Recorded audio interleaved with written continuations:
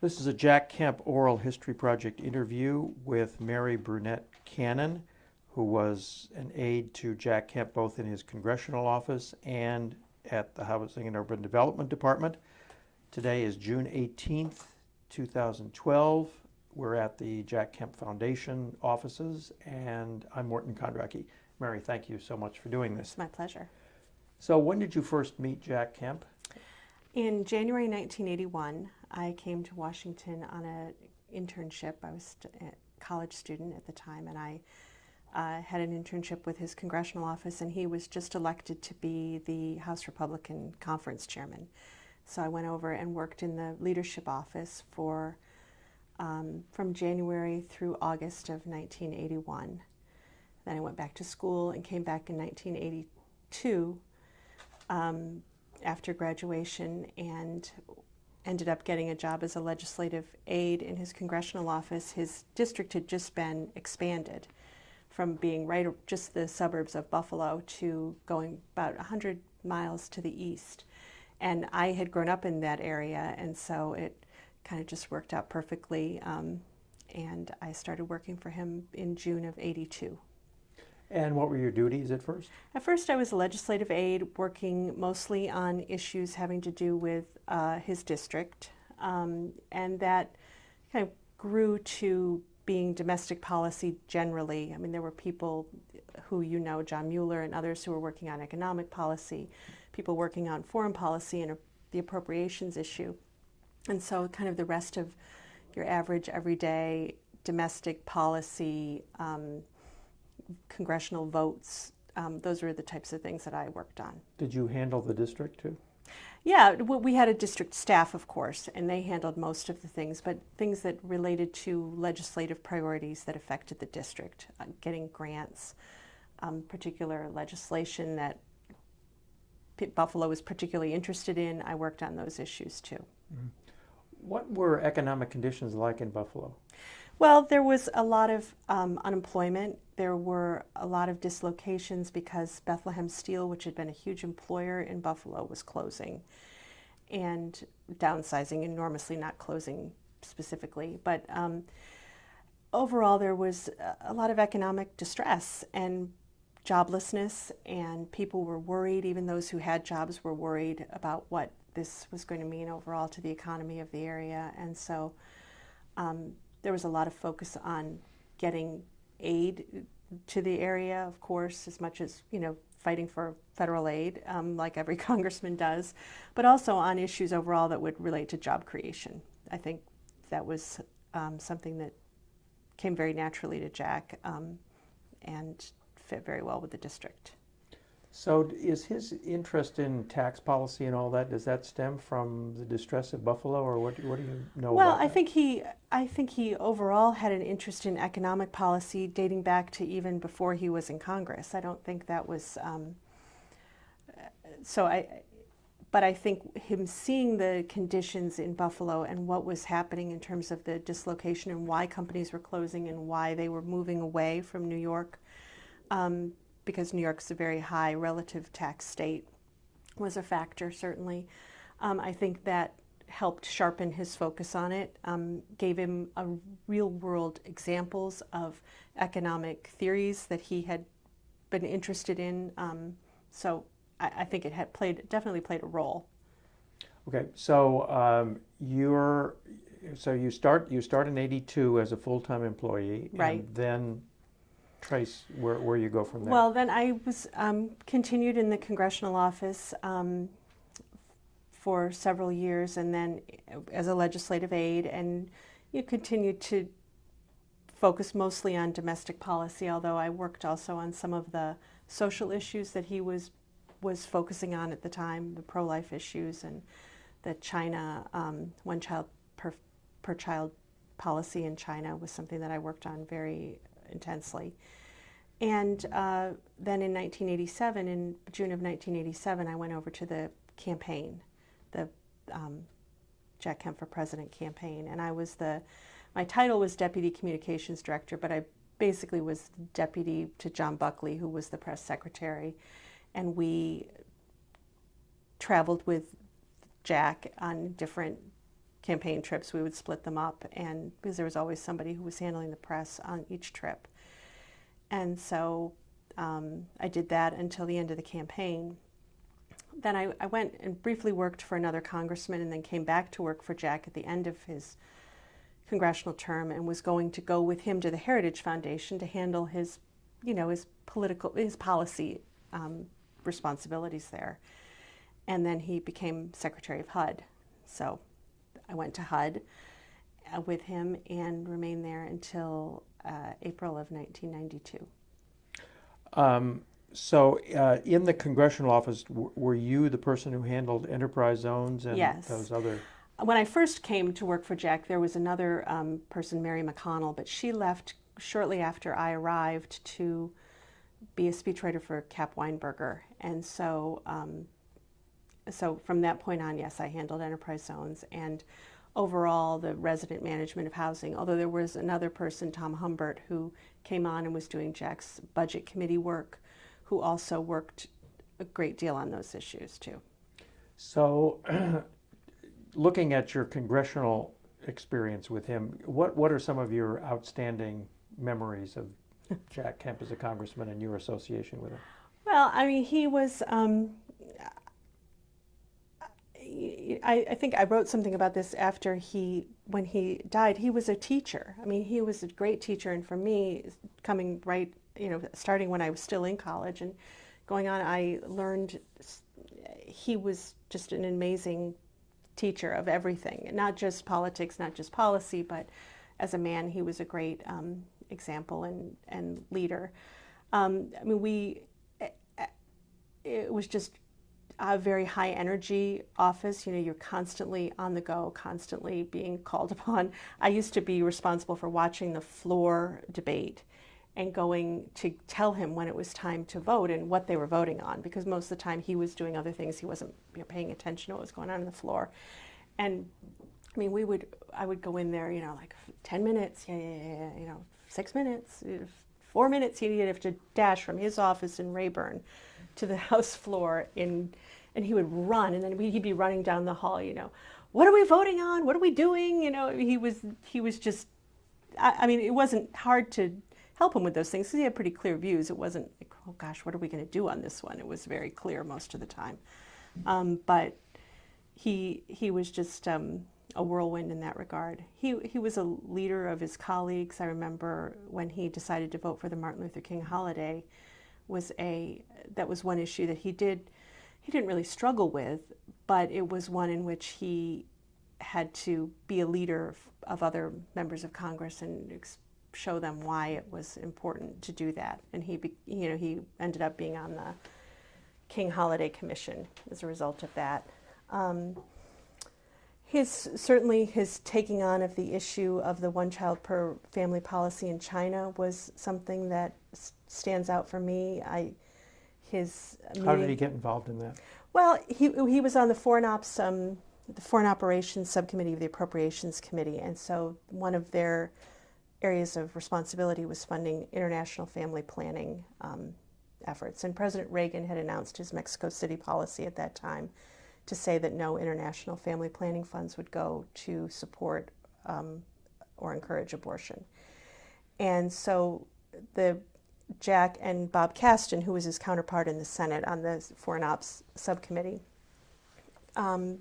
together tried to find a way to enact that through the appropriations and also to expand it to cover particular organizations, the UN Fund for Population Activities, I think, that were supporting and encouraging China's one child per family policy. And it got a lot of attention. The ambassador for the Chinese ambassador to the U.S. came to Jack's office, and which is very unusual for someone of that stature to come to a junior congressman, really. I mean, he was a member of the leadership, and to meet with him about it. And Jack, he just asked the guy, well, how many kids do you have? And they got into this personal conversation, and the ambassador just had to sort of walk away. I mean, there was no sense that Jack would ever be moved on an issue like that. Jack was trying to impress him with the how would he like to lose one of his children? Or Right, something? exactly. I mean, did he actually say that? he said, yes, he did. I mean, he was kind of like, well, how could you imagine living without one of them? I think he had three. So it was, that's one thing that stands out. I mean, there's so many. The trips to Buffalo were always really interesting. In what way? Just that he, well, again, I mean, high energy, and he would, he just dove into every group of people. I mean, whether you would go from a senior citizen group to a religious group to, a union. We met with a lot of union representatives. That was a big part of, and he was very straightforward with them at all times. They loved him. I mean, they really did. And he got the endorsements of the steel workers, I mean, not the steel workers, the sheet metal workers, the carpenters, the ILA, the longshoremen. I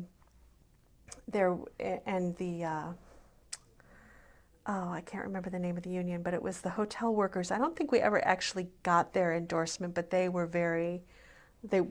people that he always met with. I mean, he always had a real affinity for labor. His national cope rating was always fairly low. Well, a lot of those. So how did he express that Yeah. in legislation? Yeah. Well, one thing that he got in trouble with a lot of conservatives about was the right to work. I mean, he did not support a national right to work law, and that was a priority for most conservatives. But that was one thing that he did. And how did he justify that? Let me just pause here for a second.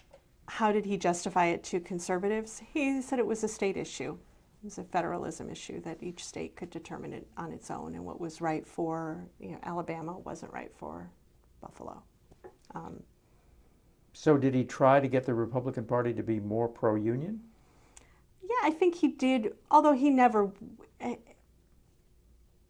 Yes, but really more in the way that they talked about issues.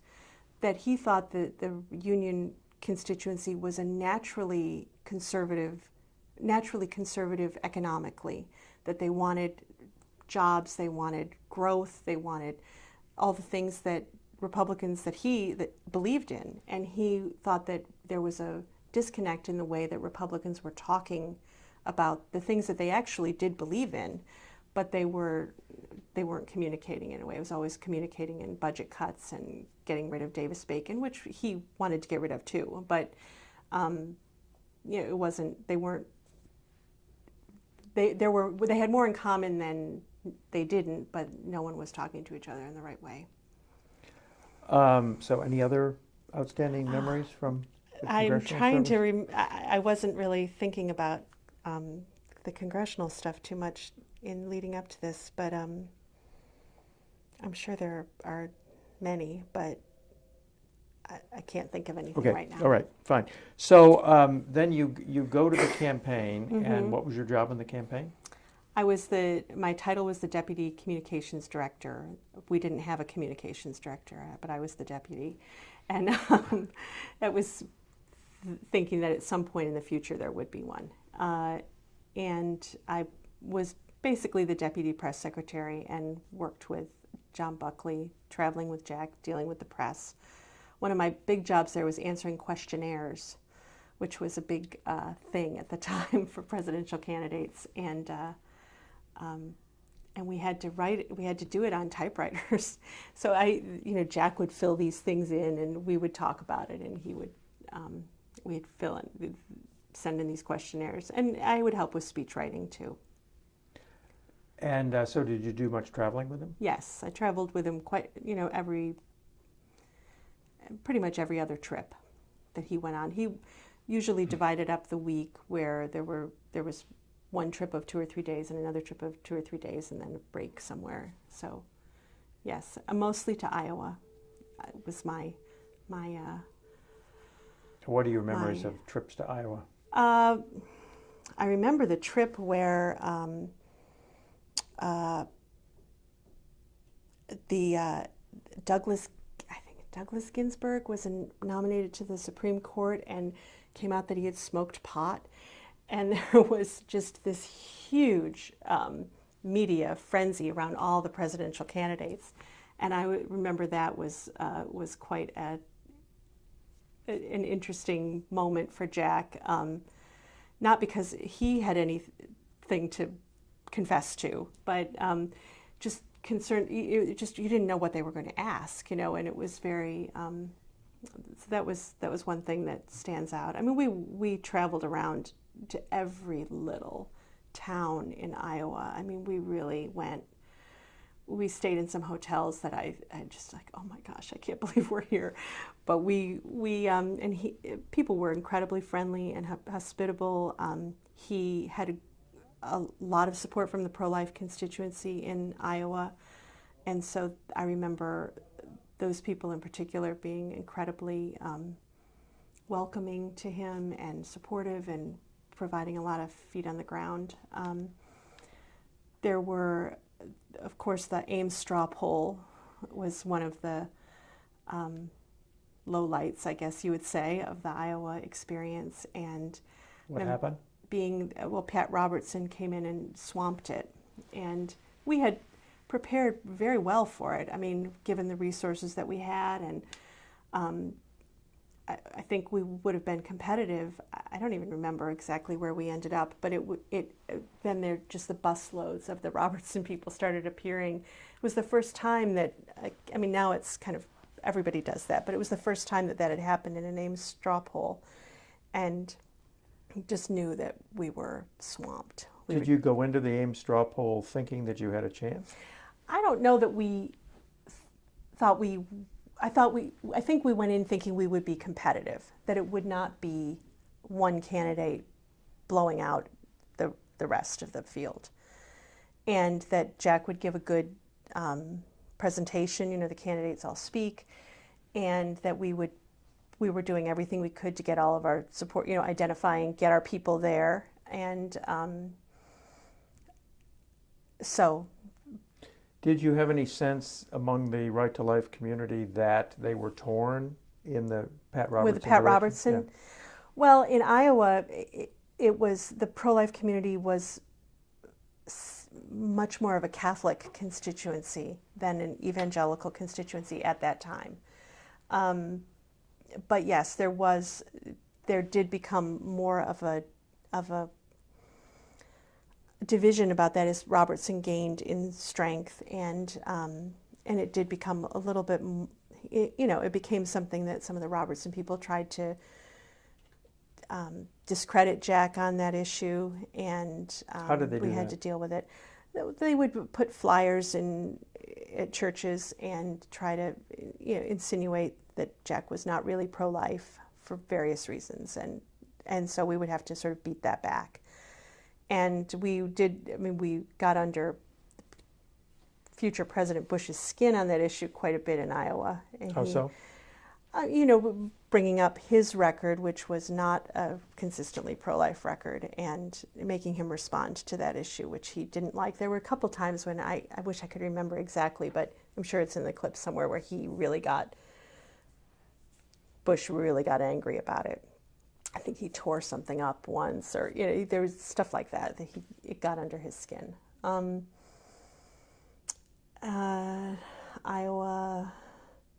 We spent a lot of time in South Carolina too. I remember, I think I might have said this in the congressional thing, but I remember going into, and he was speaking at Bob Jones University, and we got in the car, and the guy who picked us up said, whatever you do, don't talk about Lincoln, don't talk about labor, and whatever you do, don't talk about the Pope. And of course, those were the first three things out of his mouth, because the Pope had just been to the U.S., Pope John Paul II. And those were the first things out of his mouth. I mean, there was no question that he wanted to convert everybody, I mean, there's a lot of the retrospective of Jack that talks about his civility, and he certainly was. But he wasn't civil in a compromising sense. He was a persuader. He wanted to persuade everyone to his way of seeing things. He wasn't looking to split the difference. And so he was evangelical in that regard. He wanted to really, get everybody to see it his way. Who was it that said that at Bob Jones? I think I think it was Henry McMaster, who was our chairman at the time. But it could have been, I think it was Henry, but it could have been somebody else. So when did you know that the '88 campaign was going to not be successful? Well, certainly the night of the Iowa caucus. I think the Michigan results were, in many ways, the night at Ames, it was clear that there was going to be a fight on the right flank. That Robertson was going to be a force to be reckoned with. And he was in Michigan, of course, as well. And so it made the path much more difficult, obviously. But I think the Iowa caucus, for me, certainly, you always want to hope when you're in a campaign, right? There's something could happen, something could change. There could be a disaster for somebody else. They could make a big mistake. So you always want to be hopeful. But I think the Iowa caucus was the end of hope. So there's been a lot of back and forth about how well organized the campaign was. Mm-hmm. Charlie Black, Ed Rollins, all of those people. What's your opinion? Of course, my husband worked on the campaign, and we were in what he always says different factions in the campaign, because there was a kind of a congressional. There weren't very many people who worked in the congressional office who worked at the campaign. I think Sharon and I were the only ones and John, of course, who had worked in the congressional office and then went on to work in the campaign. So there was kind of but other people in the congressional, like Dave Hoppe, were involved in a lot of things. I think as a campaign, in retrospect, it was a pretty well done campaign. I think overall it was a well organized campaign. In the key states, we had good people.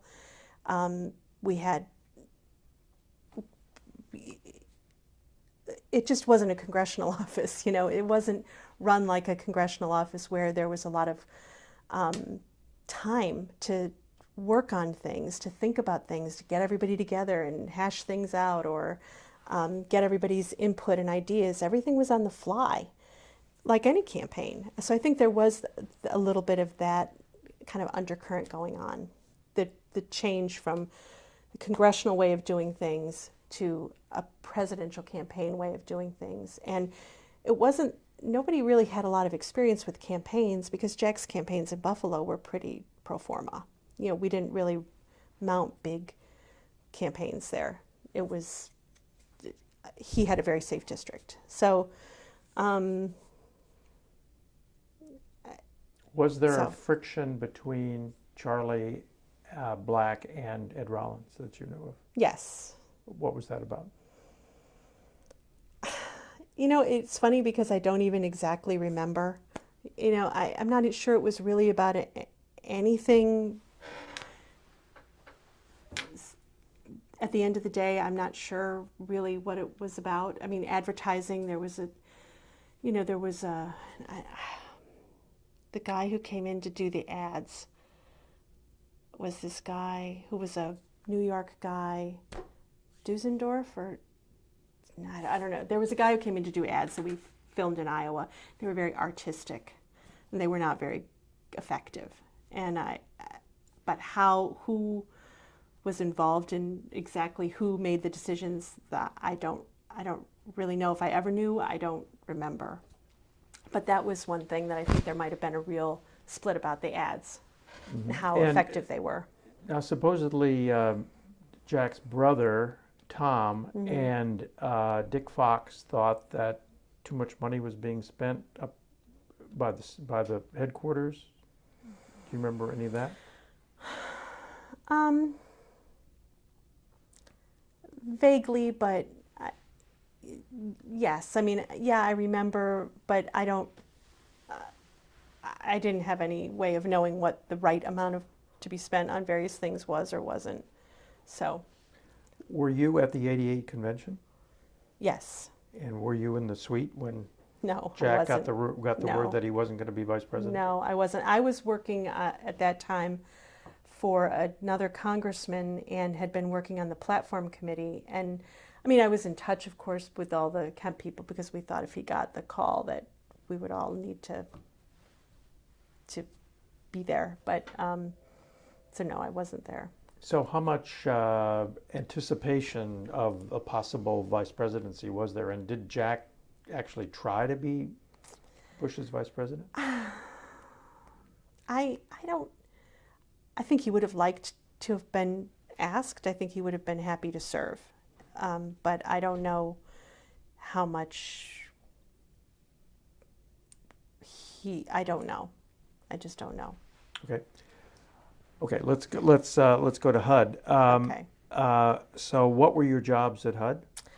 Well, when I went in, I worked in the secretary's office, and my title was assistant to the secretary for policy and communication. And then I became assistant secretary for public affairs. In what years? 89 to 90, I was in the secretary's office, and then 90 to 92, I was assistant secretary. Going back to the congressional era on enterprise zones and the idea of having public housing residents buy their own apartments, where did those ideas come from? Well, the enterprise zone idea was originally a British idea. It came from public policy in Britain, and Stuart Butler, who was a scholar at the Heritage Foundation, had introduced the idea into the U.S. and Jack, it resonated with him, and he, of course, developed his own legislative package around it, and introduced it in the early 80s. He spoke about it actually in the 80. He testified, I think, to the platform in 1980, even about urban issues and about the need to revitalize the inner city. So it wasn't something that it had been a long-standing interest of his, and the resident ownership came a little bit later. But enterprise zones were definitely maybe in the late 70s. So did he call Stuart Butler in? And I don't know, because I don't know when I started in 1981. Enterprise zones was already a legislative bill that we had, the Kemp Garcia bill. So I don't know exactly. And what about public housing ownership? Well, did you work on that? I did work on it, and it was an idea that had been highlighted by Bob Woodson and others who had been supportive of the Kenilworth Parkside resident management, which was in D.C.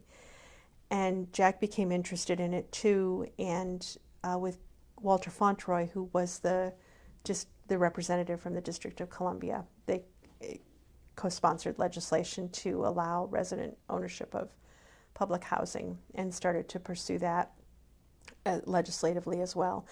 We never really made a lot of legislative progress on either one of those initiatives. Why? Well, in the case of enterprise zones, there always was a tension about how much it would cost to provide these tax incentives. And Jack's point of view was that it costs nothing, essentially, because you're providing tax incentives in a place where there is no enterprise. I mean, there aren't any jobs, there aren't any businesses, there's nothing's going on. So you're not losing tax revenues by providing incentives where nothing's happening. But it was always something that had to be scored. It could never be scored dynamically. It had to be scored in a static way, in budget terms. And so that was always an underlying issue all the way through in Congress and in the administration. This with is enterprise CBO zones. scoring? Or? CBO, OMB. I mean, there was never a way to show it as a net plus. It was always a fairly large net drain. How much did they think it would cost? I don't remember exactly. It would depend on the number of enterprise zones. I mean, so there were different schemes that would reduce the number of enterprise zones to try to reduce the bottom line. But I think ultimately it was, over $1 billion. I think. I'd have to go back and look at the actual numbers and estimates at the time to say for sure. But it wasn't it wasn't deficit dust. It was a significant amount of money. The way it was scored, and there was always an effort by Jack and all of us to meet with Treasury, to meet with OMB, to meet with CBO, to try to, with the Ways and Means staff, to try to get it scored in a different way. So that was an issue. Of course, the Ways and Means Committee was controlled by the Democrats. They were happy to have enterprise zones that involved federal spending, but enterprise zones did not include federal spending at all. It was purely tax incentives, and there was a lot of concern initially in the House about some of the regulatory relief that was envisioned in enterprise zones. What would that mean, and how would that be? Which constituencies would be upset about, relieving some of the OSHA or paperwork or environmental or whatever they were, the regulations that were envisioned to be reduced through enterprise zones in those particular communities. There's always been a debate about whether enterprise zones would create new enterprises in those zones, or whether people would just shift into the enterprise zones things that were going to be built anyway, Right. to get the tax advantages. Right. Were there any good studies on that question that came up with an answer, or persuaded Jack? Well, Jack always believed that they would be new enterprises, and even if they were enterprises that shifted or grew as a result of moving into these areas, that would be still a net plus overall for the communities and for the people who lived there and for job creation. But he came strongly down on the side of it being that it would create new enterprises and small enterprises. He wasn't expecting, IBM was going to start in the South Bronx. It was more smaller mom and pop. I mean, I think on the model of his own dad's business was what was in his mind, of what would be the type of business that might gain a foothold or see a competitive opportunity there. How much had Jack been involved in other aspects of urban policy, housing or homelessness, before he became HUD secretary?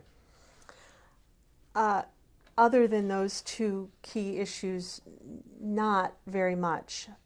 But he was involved overall in promoting an urban agenda that included an overall economic component and these particular things. He was involved in education a little bit through Buffalo, the Great City Schools.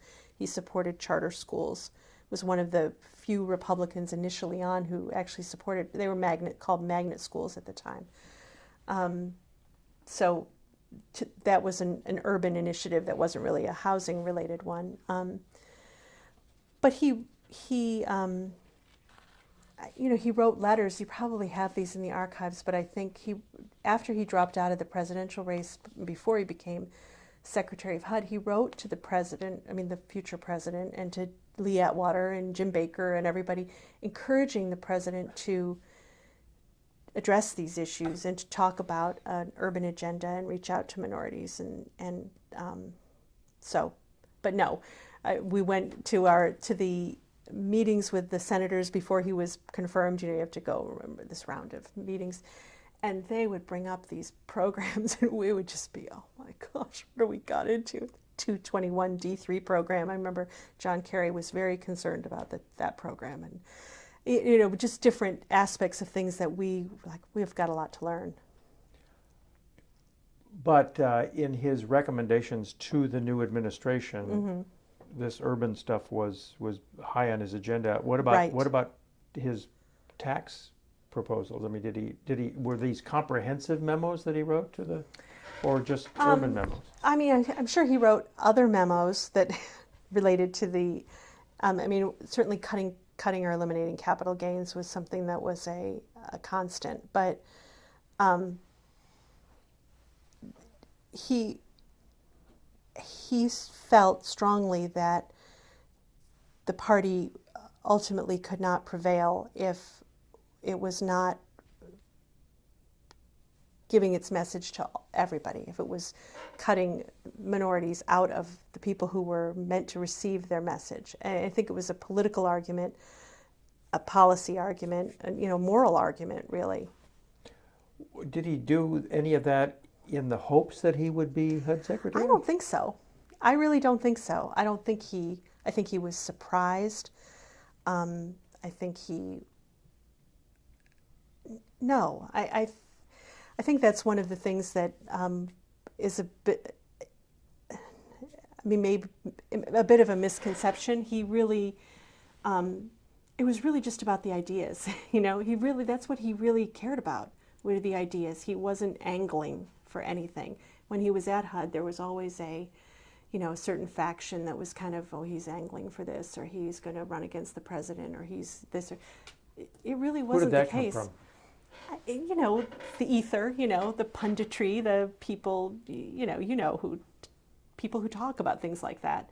And it would always, find its insidious way in. I think he met with the president. He felt he was sincere in wanting to reach out to minorities, and he wanted to help him do that. But I don't think he was scheming or maneuvering or anything like that, in my view. So you go to Heritage, Mm-hmm. you move all the stuff over there, Yeah. right? Uh-huh. And then what happens? And then he, it happened fairly quickly. This is January 1989 or so? Right. Yeah. I think it actually might have started maybe even in December. But, there started to be people reaching out, and then he became secretary. It did happen very quickly, very, very quickly. How did you find out that he was asked? He told me. I don't remember it exactly. I can sort of see us in the office at Heritage in my mind's eye, but I don't. It was one of those things that you kind of like it's happening and then it happens, but it was all very quick in my remembrance, anyway. So, tell me about your arrival at HUD. Well, before we got to HUD, he had started the process of talking about people who he might want to bring on board, and the whole beginning the confirmation process, meeting with various senators and so on and so forth. But the first day, it was Sharon and Scott Reed and me, and we were the first people. We were kind of this little outpost there, and You're not allowed to go to the building until you're confirmed, right? So Right. where did you do the transition? at Heritage, there was also an office at the transition headquarters. Did he have somebody from the administration who was shepherding his nomination? Yes. Well, there was a staff guy named Steve Britt who ended up coming to HUD with us, but he was the staff guy who was assigned to go around with us to the meetings with the senators. I'm sure there was somebody else.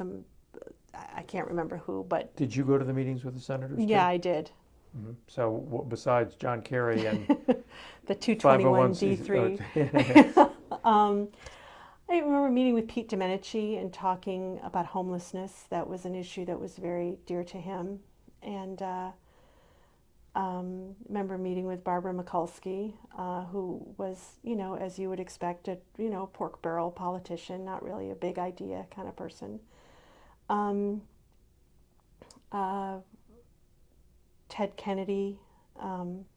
There was an interesting trip we took to Massachusetts, being on a helicopter with Ted Kennedy and John Kerry and David Maxwell, who was the head of Fannie Mae at the time, and Jack and me and a couple of other people. And it's like, oh my gosh, this is just too weird, But yeah, so I'm trying to think who else. Well, we met with all the senators who had Don Regal, Al D'Amato, of course.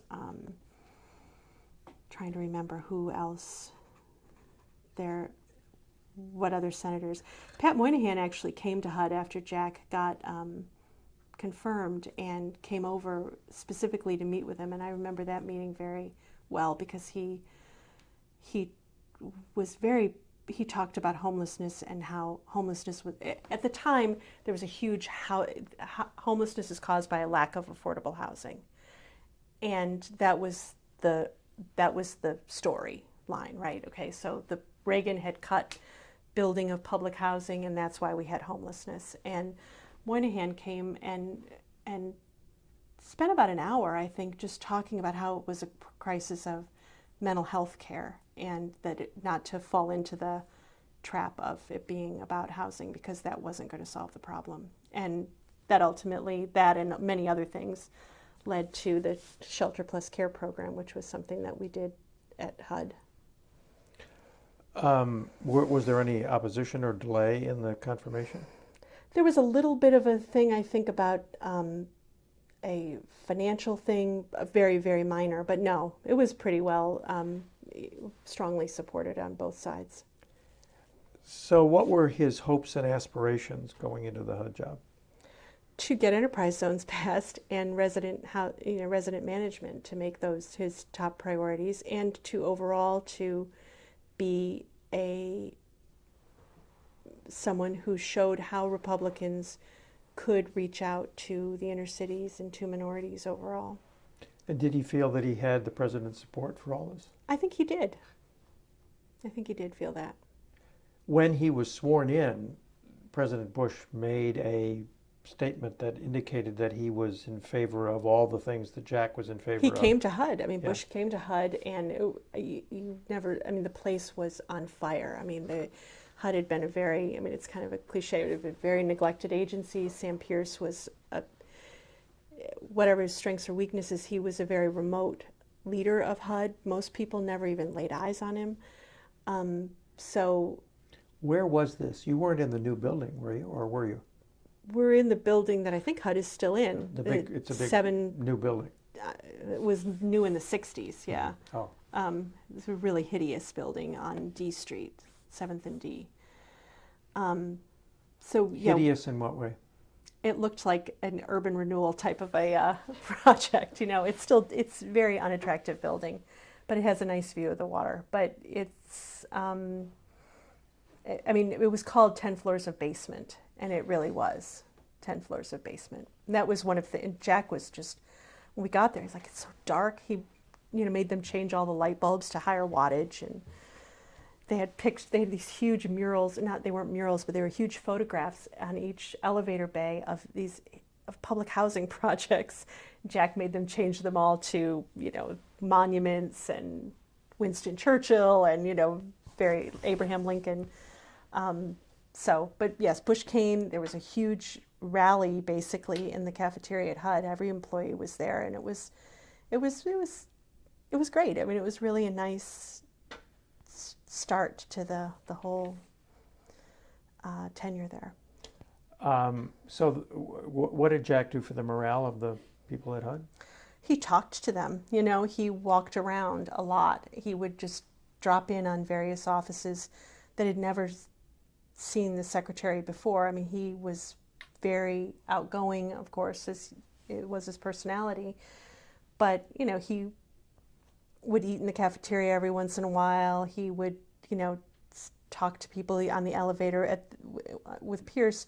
If he was on an elevator, no one was allowed to get on, So Jack would just ride the elevator as a normal person would, and stops at this floor, and somebody gets on and he starts talking to them. So that was a big part of it, I think, just the accessibility and the energy of being there. And then he, immediately went on some high-profile trips to highlight, not that he was just going to be listening to the staff, but listening to the constituents too. What trips? We went to a soup kitchen in Baltimore, and then we went to Philadelphia. There was a homelessness activist named Sister Mary Scullion or something like that, and we went around with her. there was another guy, Robert Hayes, who was also a homelessness activist, who was there also and went to homeless shelters and talked to the residents. Really, I think that trip he stayed in a low-income senior housing project that was run by Reverend Leon Sullivan's Opportunity Investment Centers, I think, who had been a longtime friend of his, and Jack had spoken to OIC a lot, and they'd worked on South African issues too. And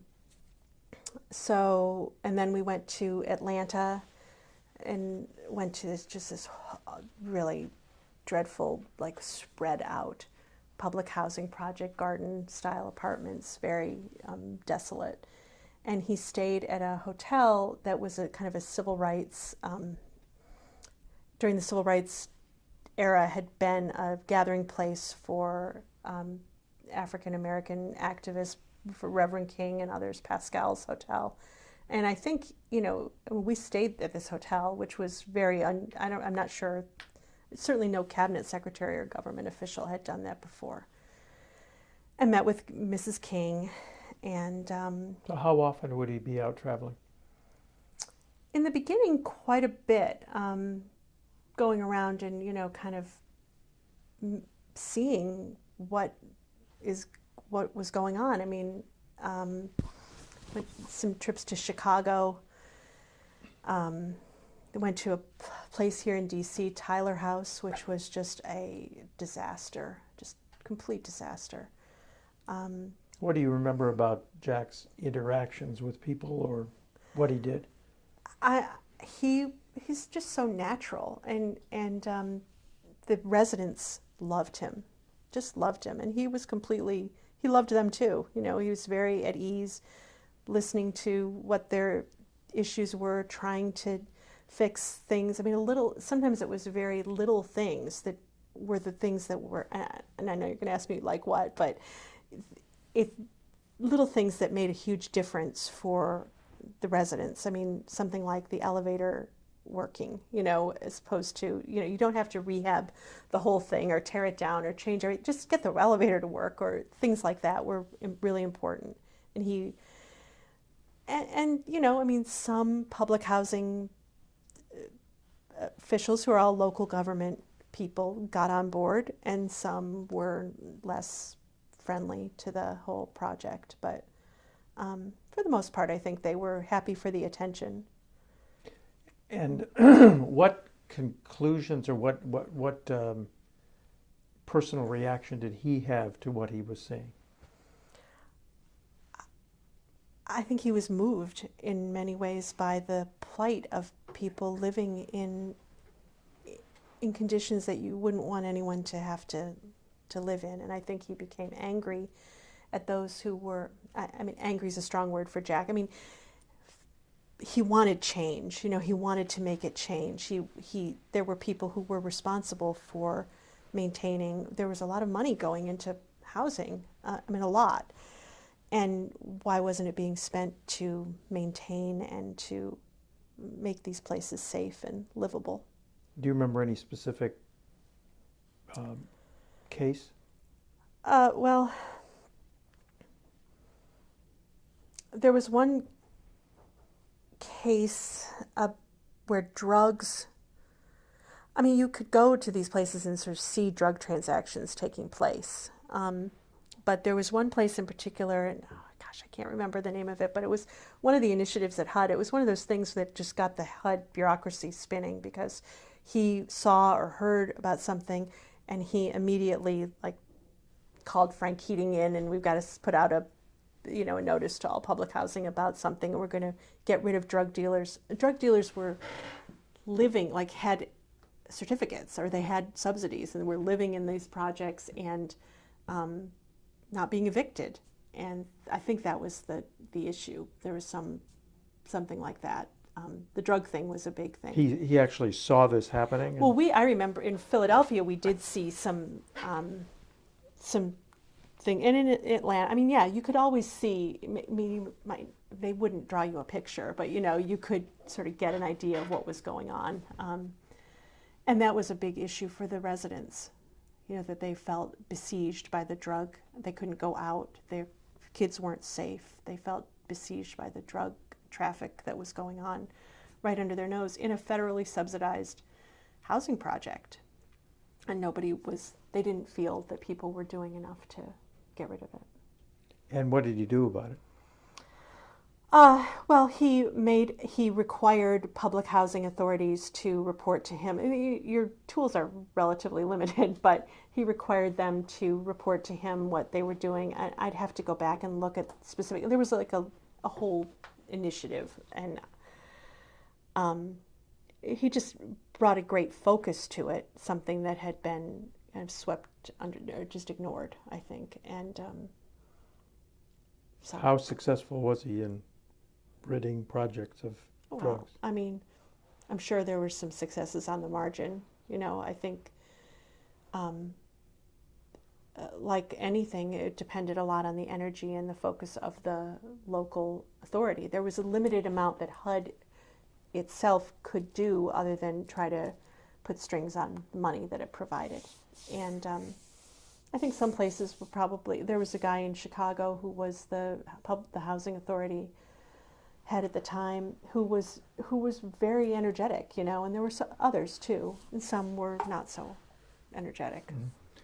So what do you think Jack Kemp's primary accomplishments were as HUD secretary? And then we'll get to disappointments, and then we'll go specifically through the programs. But what do you think his major accomplishments were? I think his major accomplishment was putting a focus on home ownership. I think if you had to say the one thing that came out of all the legislative efforts and all of the policy initiatives, I think the biggest focus was putting a focus on home ownership as a way to give people a stake in their own communities and to build wealth for the future. And how did he do that? Well, through the HOPE program, which of course was never fully funded, but this is home ownership for people. Home ownership opportunity for people everywhere. Right. Yeah. Through the HOPE program, and there was legislation. Yes. Mm-hmm. Mm-hmm. And it passed, and it was funded, but at a very minimal level. And I think in bringing the idea of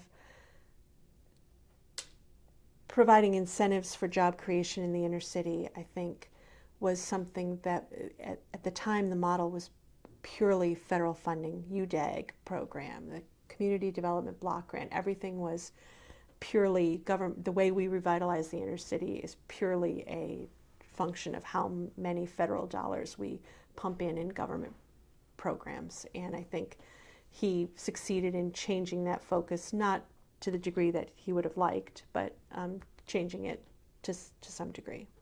You did oversee all that federal money going into cities. I mean, that was in his budget. Mm-hmm. Yes. And how much money did you have? I think the budget for HUD was in the 20 billion range, but a lot of that, it's a little bit deceptive because a fair amount of that is FHA loan guarantees. So the way that the budget kind of accounted for that, it wasn't all discretionary money. Some of it was FHA. So what were his major disappointments? I think he was disappointed that the HOPE program was not fully funded. I think he was disappointed that enterprise zones were not enacted in a way that he thought would be the way that would make them effective. Were they enacted at all? They were ultimately enacted to a certain degree, and then in the Clinton, they have things that are called enterprise zones. And they do include some tax incentives, I believe, but it was not on the scale or that he had hoped. But it was a step in the right direction. I mean, he would always see it in a very optimistic way, I'm sure. I don't want to let my own cynicism about it kind of bleed in too much. I mean, What is your cynicism about it? I mean, I think that it was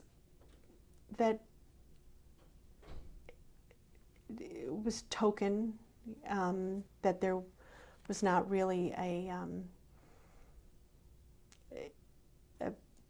an acceptance of these ideas as being as powerful as Jack certainly saw that they were. That it wasn't as broad as I would have liked to see, I guess, for a lot of reasons. I mean, mostly interest group politics, that was a huge factor. But that's just me. So any other disappointments? At HUD? Yeah. No, I mean, from a policy, I mean, of course, the broader economic issues were, while he was at HUD, he was deeply disappointed by the 1990 budget deal. But that wasn't... What was the 1990 budget deal that he the was... raising taxes, the Bush breaking the no new taxes, the read my lips pledge. And how did he react to that? He tried very hard to persuade them not to do it, and when they did do it, he tried very hard to not react badly. Did he meet with the president about 1990 budget deal? I mean, I'm sure at cabinet meetings, yes. I don't remember a one-on-one meeting about that. He may have tried. He may have. I don't remember exactly. I mean, he did meet with the president one-on-one a couple of times over various things during his tenure. Did he come back and report? I think he always felt that the president was sincerely interested and supportive. I think he really did feel that way. I don't think he would have wanted to do it if he didn't think that the president himself understood what he was trying to do, and that he supported it, at least in its broadest outlines. But there was a disconnect, I think, between, the White House had to set priorities, and our priorities weren't always their priorities. And I think there was a disconnect between what the president wanted, or in its broadest sense, and what the administration allowed in a budget sense. When the 1990 budget deal was made, some of Jack's friends, many of Jack's friends in Congress, resisted or opposed the president on it, Right. and as a matter of fact, denounced him. Right. So what did Jack do about it? And what did Jack do talking to Newt Gingrich or any of his other friends? Well, I mean, he was in contact with them. Of course, they were his friends and his allies, and I don't think he had to really say very much for anybody to know what he thought of that deal. But did he speak publicly at all, or off the record, or to Bob Novak or anybody? Probably, but I don't. Possibly, yeah, I'm sure. But there it was like, what news is that he opposes the budget deal? I mean, that was not news. That was.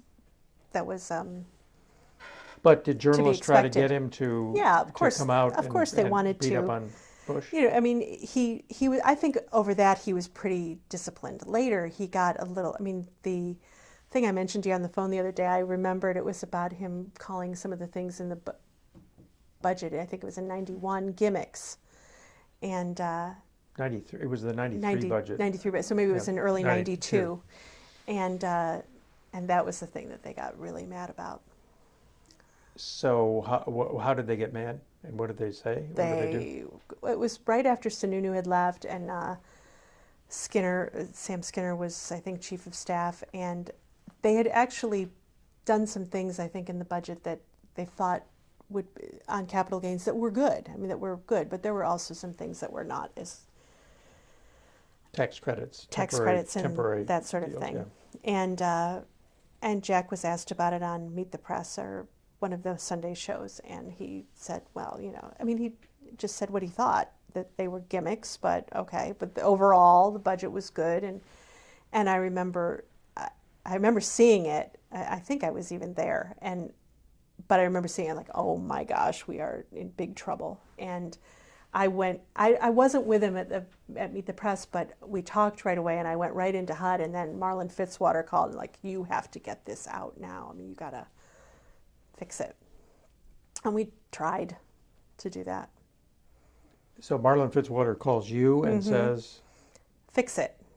Get something out right away, retracting it, denouncing it, denying it, doing whatever you have to do to say that that's not what, that he's sorry, that's not what he meant, that's, whatever. have you read Marlon Fitzwater's book about Kemp? No, but I read an article the other day in which he talks about that story about Jim Baker and Jack. Yeah. But no, I haven't read his book. This is the story about Ariel Sharon? No, the story about Lithuania. Oh, I don't know that story. This was, I didn't read his book. I just read an article that talked about his book, and he told a story about Jack and Jim Baker getting into a fight at a cabinet meeting about recognizing Lithuania. At the time, it was right after the Soviet Union had dissolved, and the smaller republics were, wanting legitimacy. And we had the Assistant Secretary for Community Planning and Development, Anna Kondratis, was Lithuanian. And so she and Jack talked, Soviet Lithuanian politics a lot, because Jack was very interested in that sort of thing. And he couldn't understand why they wouldn't just recognize them. Why? What? All of the disputes. Jack wasn't trying to be, wasn't positioning or himself or anything. He just was trying to help. I mean, he couldn't understand why isn't this not a no-brainer, right? Why isn't it so obvious, okay, that you recognize these countries that want to be like us, that want to be free, that they've been subjugated and they want to be free? Why wouldn't we want them to be our allies? Why wouldn't we? So did he say something publicly or in a cabinet meeting? I guess I didn't remember this, but Marlon Fitzwater in his book says that he and Jim Baker and Jack got into a little bit of a tussle over it. Okay, let's talk about relations with the White House. So you think that Bush? Yeah, I've read lots of stuff that says that this was not really on Bush's agenda. His real agenda, his urban policy was basically points of light, and that was about it. Mm-hmm. So how do you feel about that? I think that, I think that history shows that it clearly was not a priority, but in his conversations with Jack felt that the president was supportive of the ideas that Jack had and was supportive of the idea of bringing minorities into the Republican Party, that he sincerely felt that should be something that the party and that the administration focused on in reaching out and speaking to those communities. I think Jack sincerely felt that the president sincerely felt that that was something that Jack should do and that he supported and wanted to have done. But was it, in operational terms, was it ever a priority? No. They gave a few speeches. There was an empowerment task force.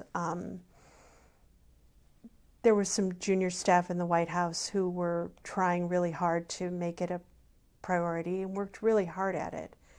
Of course, there was congressional support for that, conservative opportunity society model also, but no, it was not at the highest levels of the administration. It was not a top priority. Were there any other Republicans who actually made an effort like Jack did to reach out to minorities or poor people? I think there were some congressional candidates who tried to follow that model in their districts to the degree that they could. I mean, they didn't have the platform that Jack did, either in Congress or later. to do it as much. But yeah, I think I'm trying to remember, but there were a couple. I think it might have been. There was a congressman. It might have been Indiana. It might have been Dan Coates, but he was in the Senate by then. Where he, Jack went out with him, and they went to a public housing project, and I think there might have been a retrospective about this when he died. One of the things that came up, this story, I think was brought up again. But yeah, there were a few. Most of them didn't have any, didn't have a constituency that would allow for a lot of that. They didn't have any urban areas in their constituency. And you didn't have very many national Republicans doing what Jack did, or any. I can't think of any, really. Right. So what about John Sununu? What was Jack's relationship with John Sununu like, the chief of staff?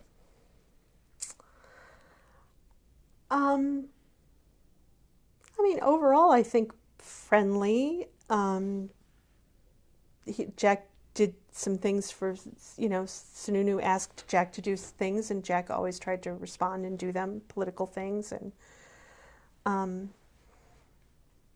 I think the focus of a lot of the conflict in the White House was with Dick Darman. Okay, Dick Darman. So tell me about the conflict. Well, it was a conflict about the budget. Dick Darman was the budget director. Was the budget director, and Jack was trying to carry out what he thought was the mission that he had from the president, and to do it, he was trying to get some resources, and that's where everything always shut down. That it was always a battle, a constant battle to get any money for anything, and we had to take it away. And that's why I'm sort of skipping ahead, but that's why the HOPE program, though it was authorized, it never was appropriated at any level, because the White House would only accept appropriations if they were offset by other cuts in the HUD budget. So it was always a robbing Peter to pay Paul, and the Democrats in Congress weren't going to go along with that. They wanted new resources. They felt like housing had been shortchanged, and they wanted resources from, if you have to cut something, cut some other thing, not housing. And so that's where we always, where the rubber always hit the road, where we never were able to really get beyond that. So was there a lid on HUD funding? Basically, yes. There were some additional funds provided, as I recall, but it was very minuscule. So what did Jack say about Darman? Jack wanted to like everybody. He wanted to like everybody. He wanted to persuade everybody. I think he felt like he would try to persuade Darman, and he would make a little progress, but then at the end of the day, he was unpersuaded, I think, was the frustrating part of it for him. And Jack, he felt like he was trying to help the president. He felt like, I think history shows that if they had done some more of the things that Jack wanted them to do, it might have been a different outcome. And he felt I think he felt shut down by the budget process. Was he answerable to the Domestic Policy Council? Well, they're answerable. I don't know or what. Did he have to consult with the domestic policy? Did they have any power? Who was the Domestic Policy Council? I don't even really remember. There was. It's basically Darman is making decisions. Yeah, there were people in posts, and there was the decision maker. So I read a 1992 New York Times piece that quotes from a 1990 letter that Jack sent to the Domestic Policy Council that says something like the problems of urban America are reaching critical mass, and it's past time for the administration to aggressively highlight a new comprehensive anti-poverty agenda. And then something happens, and then he's got a July memo when I guess the White House just proposed some sort of study. This is 1990 now. Yeah. And the letter says that's not a vision. They're bureaucratizing the effort and sending it into oblivion. Do you remember that? Yeah, I dust do. up?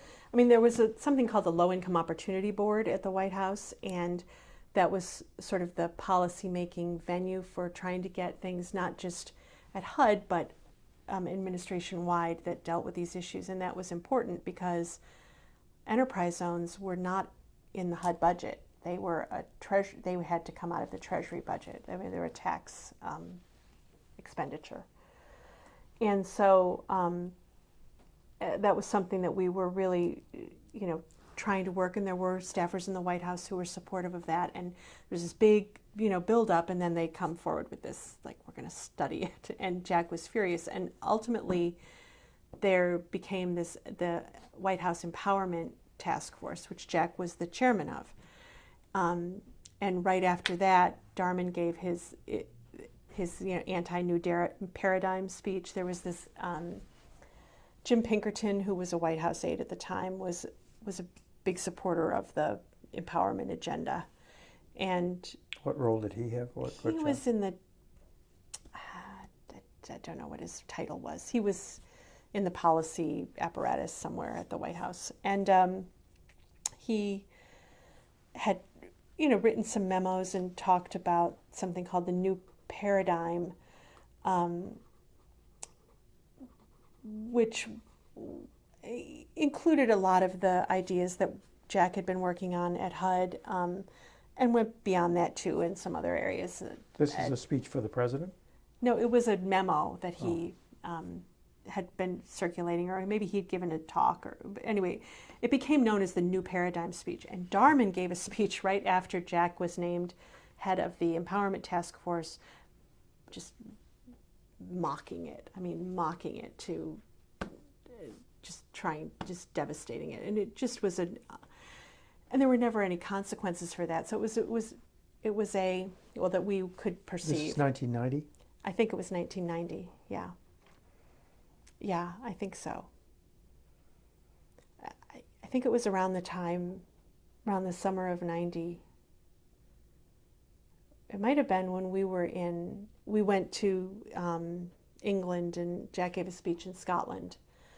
And I think it might have been around that time. What was that about? Jack gave a speech to an Adam Smith anniversary thing in Scotland, in Edinburgh, and then we went to London, and he met with his counterparts, and we met with Mrs. Thatcher, which was a thrill, and he had met Prince Charles at a something in D.C., and they shared an interest in urban issues, very different perspectives, obviously, but and so Prince Charles invited us to go to his house. We went to Highgrove. It was kind of a funny little incident. But Tell me about that. well, we drive out to Highgrove. It was right after he had fallen off of his polo pony. I don't know how closely you follow royal issues, but the only reason I know is because it was when we were doing this. He'd fallen off his polo pony, and so he was recuperating or staying at Highgrove, which is his country house. So we had to drive out there with our little State Department handlers, and we were driving out, and we get there, and they really would only allow Jack and one other person, which ended up being me, to stay.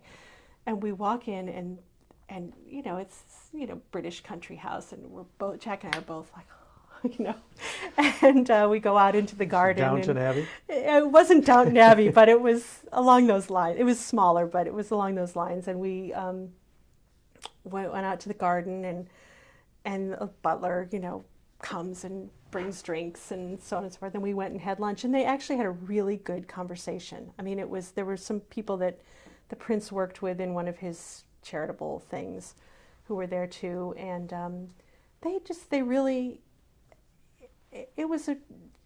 Jack could talk to anybody, and could find some common ground with them, even though you would think two people who could not be more different, really. They had a really good conversation about inner cities and about um, the prince was kind of interested in micro enterprises, and so it was kind of fun. And what was the Thatcher meeting like? It was. I didn't go into that meeting. I would just. So I don't know exactly what they talked about. But then she came out afterwards, and it was just kind of old friends. Old comrades in arms. A very, very positive, warm feeling about the whole thing. Did Jack have a continuing relationship with Prince Charles? There was some correspondence, but I don't think it really went on beyond that. Right. So now, in August 1990, this empowerment task force actually gets created. Right. Now, how did that all happen? Was this in response to all this back and forth Yes, and memos? I think so. Yes, it was So ultimately. Jack was complaining basically that Mm-hmm. the administration wasn't doing anything. It was treating it not seriously, was not taking it seriously, and so. So the Attorney General, Richard Thornburg, supposedly had something to do with this. Yeah, he did.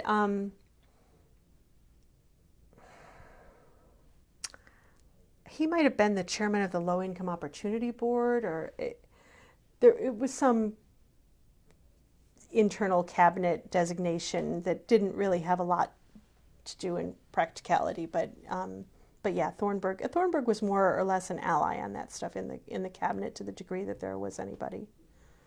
Did he have any other allies in the cabinet? In the cabinet? Yeah.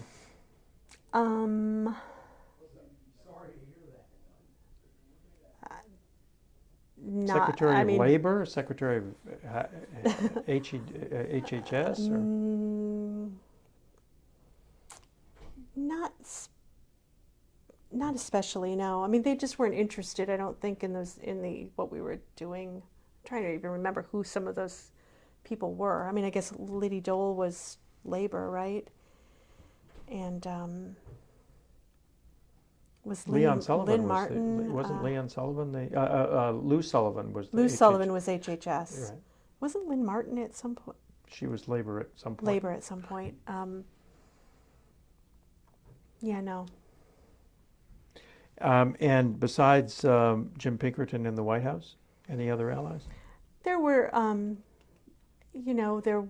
I think Vice President Quayle, to the degree that he was involved in things, was an ally, was supportive overall. I think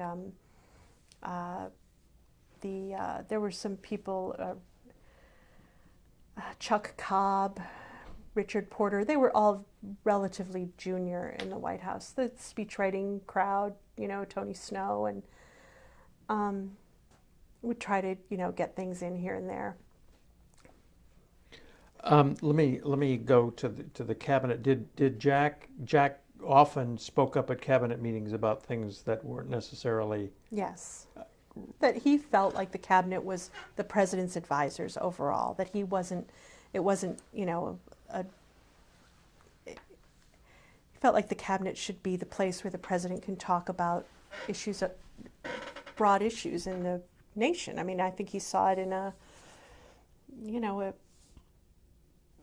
very idealistic way. It wasn't where he was supposed to go in and say, well, we built 20 houses this week, or, we insured 5,000 mortgages. It wasn't that sort of a place. It was supposed to be where he could talk freely.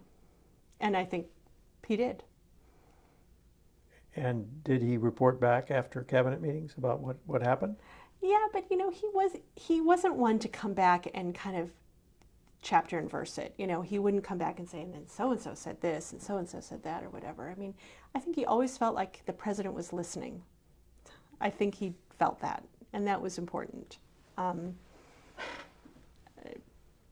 So I'm sure there were lots of back and forths that may or may not have been frustrating or encouraging or whatever to him, but he didn't come back and really dwell on them. You just sort of get a sense it was good and it was bad, but there wasn't a lot of So do you remember unpacking any other highlights or lowlights from cabinet?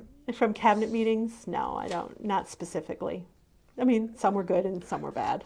So Dan Coates told us that he heard, and apparently Jack told him, that at some cabinet meeting, Jim Baker, the Secretary of State, says, Jack, You're the Secretary of Housing and Urban Development. You are not the blankety blank Secretary of Commerce. You are not the blankety blank Secretary of Treasury. You're not the blankety blank Secretary of State. Did you ever hear about this?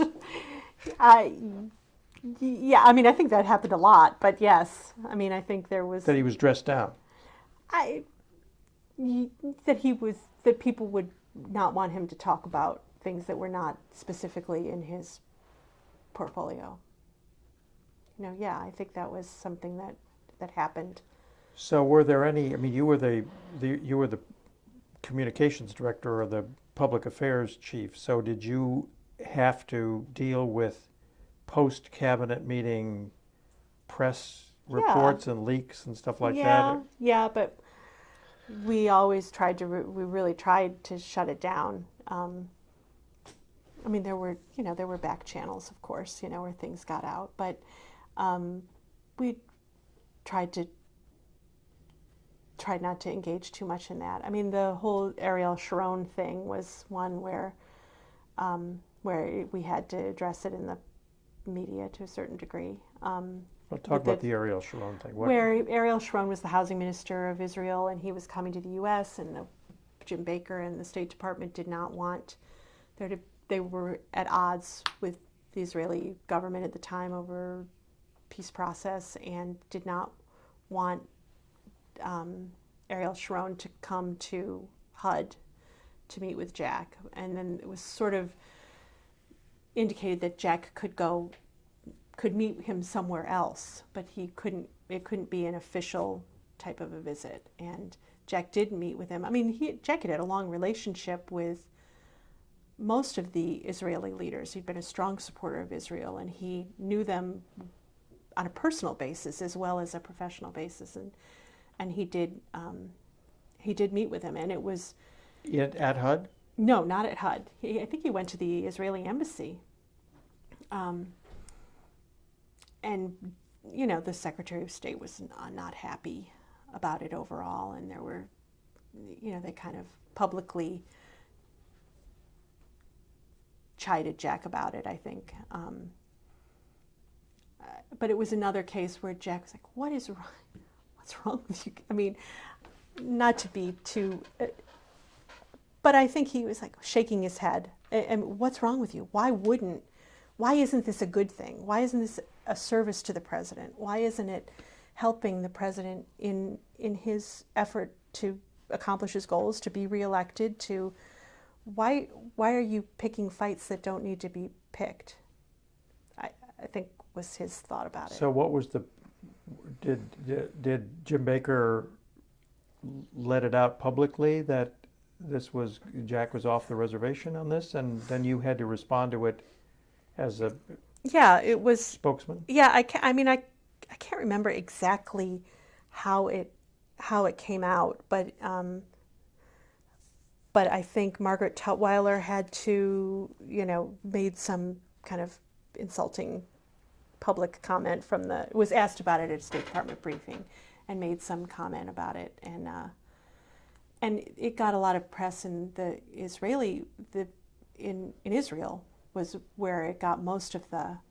I mean, there was coverage here too, but there was quite a bit of coverage in Israel about it, where they felt like it was insulting to the Israeli government and to Ariel supposedly Sharon. there was an actual shouting match between Baker and Kemp in the White House about this. There probably was, yes. I mean, yes. Did he report to you about it? Yeah, I'm sure he did, but I don't remember. I mean, I don't remember exactly what he said. He did not tend to come back and give you a blow by blow. It was just the headline. Right. Do you remember any other particular press highlights or lowlights that you handled?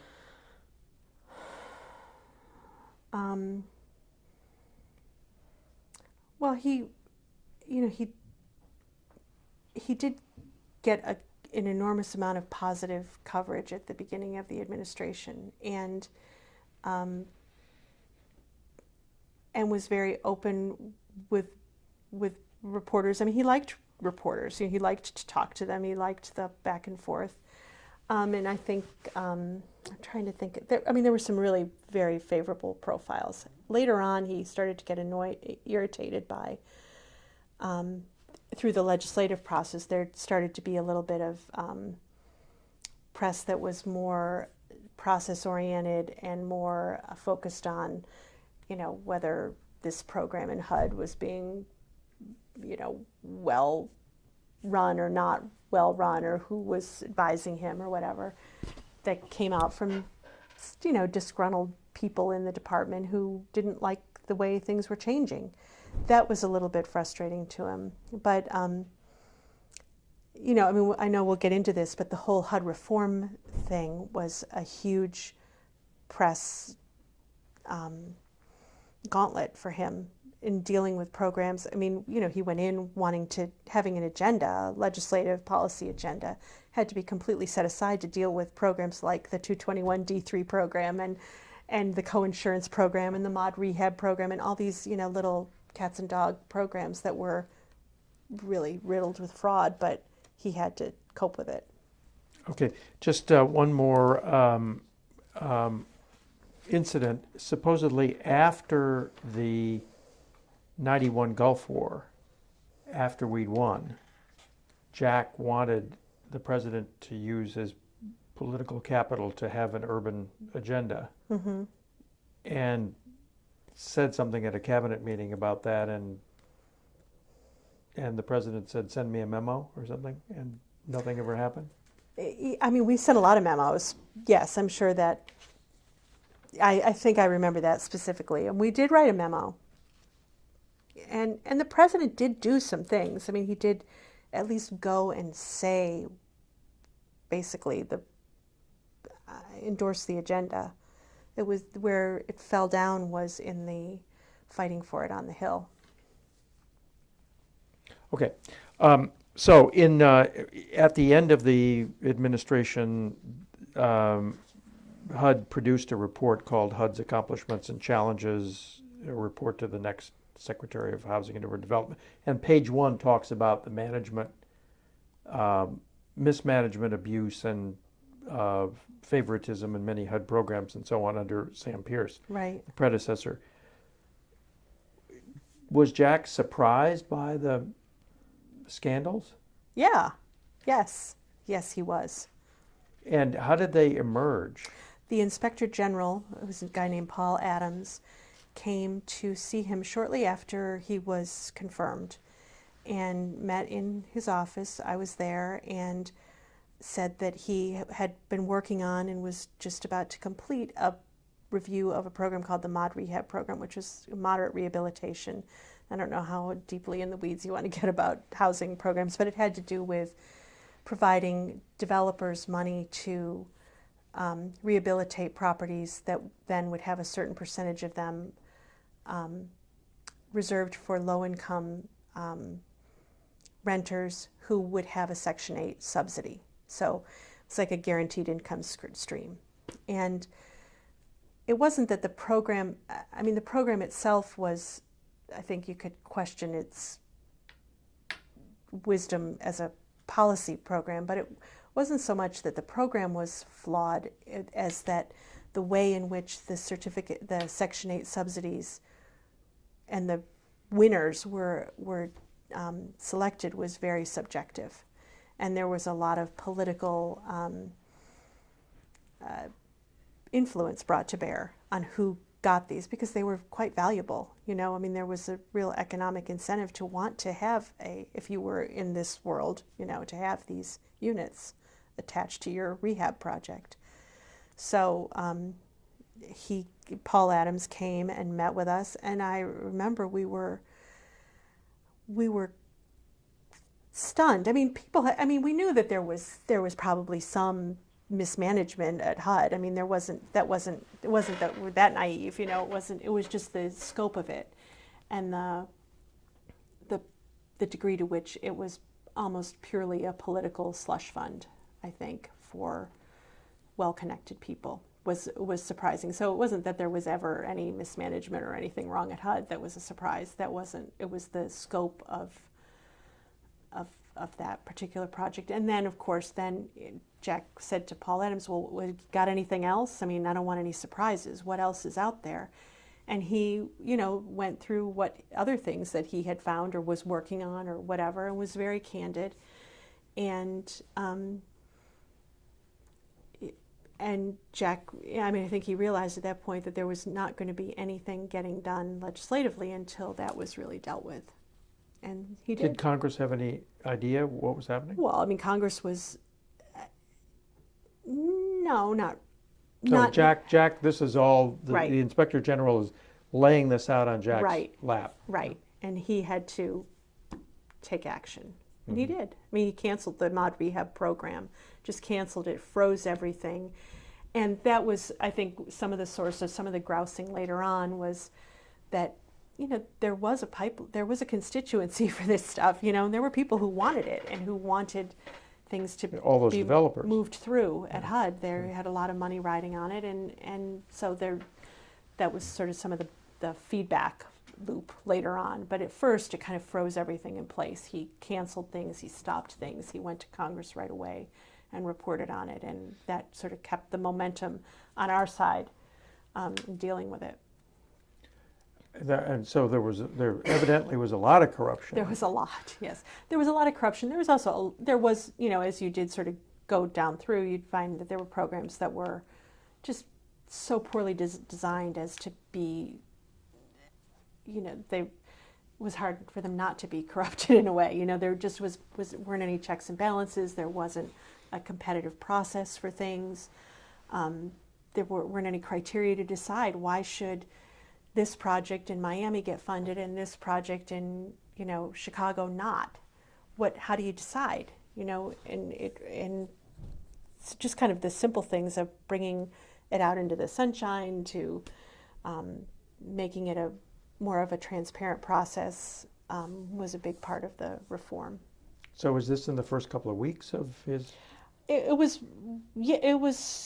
very early on. I'm sure that the archives show the dates of all that, but it was very early on after his confirmation. So who did he put in charge of fixing Frank it? Keating was the general counsel, and he had a law enforcement background, so he was well suited to that. And Al Delabovi, who was, a really important part of the whole, taking control of HUD. I mean, we came in and we had lots of ideas, and I mean, I think we were responsible, but Al had actually run a federal program before. He'd been the administrator of urban mass transportation and the transportation department under Reagan. So he had a little bit more of the, the nitty-gritty, getting control of the bureaucracy responsibility. So there were people who went to jail. Yeah, as a result I of all believe this. there were. Yeah, and yes. And what did HUD have to do with the prosecutions and stuff? There was a special prosecutor appointed, Arlen Adams, I think was his name, and so once it got into that sort of criminal realm, it was really more just cooperating with him and his staff and making sure that they had everything that they needed. We weren't directly involved in that aspect of it. We were involved more in the coming up with the ways to the legislative package to change things, and that passed pretty quickly. And did Jack have to testify a lot? Yeah, he did. He did. He testified quite a bit, especially in the House. Well, both. I mean, both the House and the Senate. Okay. And there's a lot of, I mean, I'm sure you've seen or have or whatever, the footage of all those long testimonies. And how well was he informed about the nitty-gritty of all this I mean, he management had stuff? had to master a lot of it, and we helped, and we had really good briefing books, and I would sit next to him at the when he was testifying. They allowed me to sit next to him, so I would kind of like put the right briefing book page in front of him, or write a little note or something so that he could. It was a huge amount of material, huge. So what did he amount do with briefing books? Did he take them home, or? Yeah. I mean, he was famously, Yeah. a reader, but Yeah. did he master all this stuff? More than you would think. Yeah. I mean, yes, he would. He's a very quick reader and quick study of things and can digest it pretty quickly. And yeah, I mean, he knew enough. As you get more into the HUD stuff and you look into the housing programs, I mean, they are incredibly Byzantine and complex, and nobody could keep track of all the ins and outs of all the different sub programs of all these things. But yeah, he did, and he would read briefing books, sort of. Okay, so this report lists the priorities and as expanding home ownership and affordable housing opportunities, and he saved the Federal Housing Administration, right? Yes. So how did that happen? There was a audit of the FHA that showed that it was not financially, actuarially sound, and we developed and this was reported to Congress. This audit was also reported to Congress, and it was one of those things that action had to be taken, and there were different proposals to put it on a more actuarially sound basis. And I think there was a lot of legislative back and forth. There was an alternative that was not our alternative that many people supported, that was required less of a increase in the fee, that we had more of a risk-based underwriting in our proposal. If you're getting an FHA approved loan, it gets you a lower interest rate, right? And the federal and the FHA has to guarantee the loan, basically. Right. Uh-huh. And there were underwriting standards, and there was a fee that the borrower had to pay to basically pay for the FHA insurance. And there were, what the reform ultimately did was put in some sort of a graduated fee structure so that riskier loans had to pay a slightly higher premium for the FHA insurance. And that was what the legislative dispute was about, whether or not the degree to which there should be underwriting that took into account the risk of the various loans. Because some people would go in and be first-time home buyer with a 10% down payment and get an FHA loan. Some people would be getting a 2% down payment with shoddier credit or whatever. I mean, these were all people who were not going to go to their local bank and get a loan to begin with. So there were different underwriting standards, and I don't remember all the gory details. How much did Jack have to do with Fannie Mae and Freddie Mac? Well, he was technically their regulator. That was before the Fannie Mae reform bill was passed, so it was a little bit less of a direct responsibility. But later he did have more of a responsibility for Fannie and Freddie. That was through the federal, and there was that whole Federal Housing Finance Board issue, which he was the chairman of that also. Those were areas I did not spend a lot of time on. Did he have any inkling that the financial crisis? No, I mean, Fannie Mae? it wasn't at that time anyway. I mean,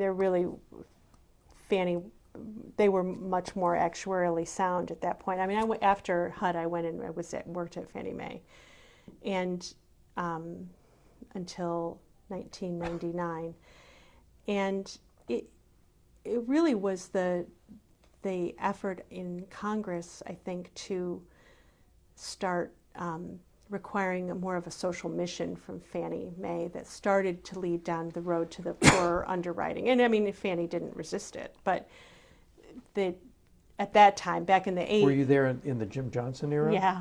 Well, he was the one who expanded the Yes. portfolio Oh, I know. and made gazillions of dollars through it. Yes, he did. And so this was after Jack was Yes, done with when HUD. Jack was at HUD, David Maxwell was the chairman of Fannie Mae. Okay. And, Jim Johnson had kind of a view of, very Mondalean view of get to yes. He saw managing political risk as kind of getting to yes, but that was not really an issue. I think John Weicker, who was the head of policy development and research at HUD, sort of had a little bit of a bead on Fannie Mae even back then, like what some of the risks might be. And some of that came out in the Fannie Mae legislation. I think it passed in '92, but it was not a big issue.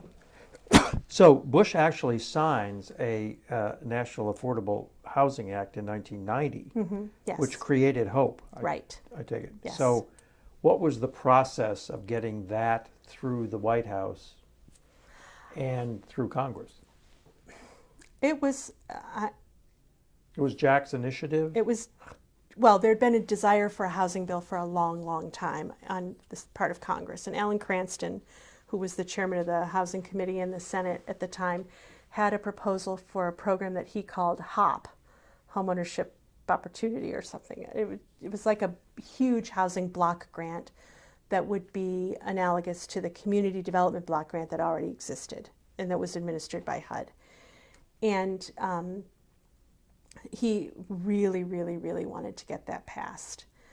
The Reagan administration had never really had any interest in passing a housing bill, and so everybody saw this as the opportunity to maybe get a new housing authorization passed. I don't think anything had been passed for maybe 10 years. So there was a lot of bipartisan goodwill and interest in trying to come to some meeting of the minds. In our budget proposal, we had to fight like crazy, and we had to, to get funding for it. But at that time, the housing bill, everything wasn't done on a continuing resolution, so there was an authorizing bill that authorized the amount that could be spent, and then there was an appropriation bill that actually spent the money. So it was a little easier on an authorization because you weren't actually spending any money, you were just saying a certain amount of money could theoretically be spent.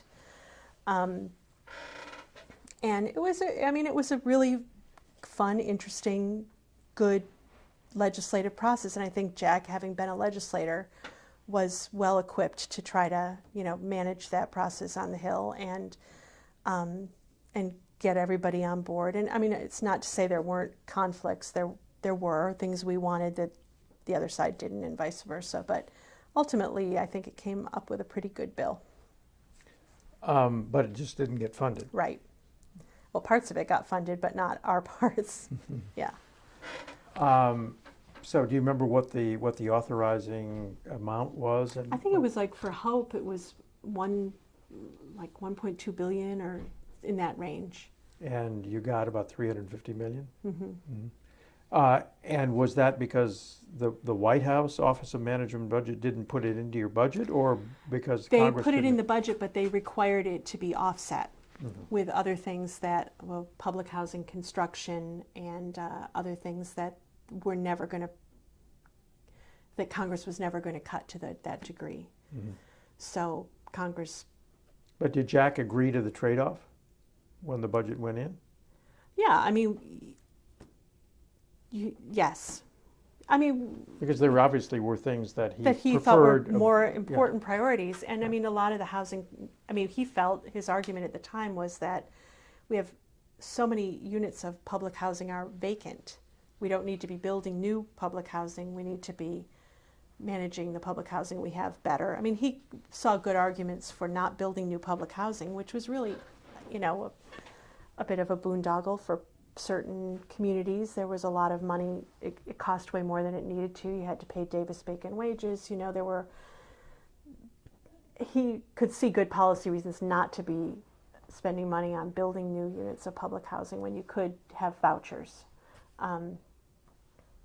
But the House, the appropriators in the Senate and the House wanted more of everything. They were happy to give us whatever we wanted for HOPE, as long as they could have everything else too, you know. So who were the chief appropriators that you were dealing with? Who were the people in Congress that Jack had most to do with? Well, on the appropriating side, on the Senate, it was Barbara Mikulski, and on the House,